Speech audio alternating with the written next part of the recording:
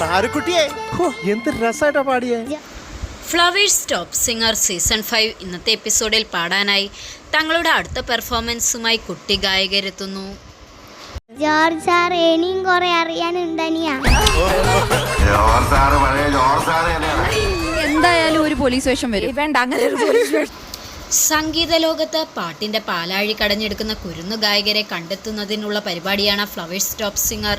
കുരുന്നു പാട്ടുകാരുടെ ഗാനവൈഭവവും രസകരമായ നിമിഷവുമൊക്കെ ടോപ്പ് സിംഗറിനെ മറ്റ് പരിപാടികളിൽ നിന്നും വേറിട്ട് നിർത്തുന്നു.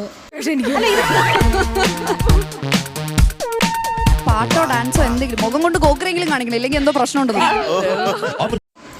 പാട്ടിനൊപ്പം കുറുമ്പും കുസൃതിയും നിറഞ്ഞ നിമിഷങ്ങളുമായി നിരവധി കുട്ടി ഗായകരാണ് ടോപ്പ് സിംഗർ സീസൺ 5 വേദിയിൽ മാറ്റുരയ്ക്കാൻ എത്തിയിരിക്കുന്നത്.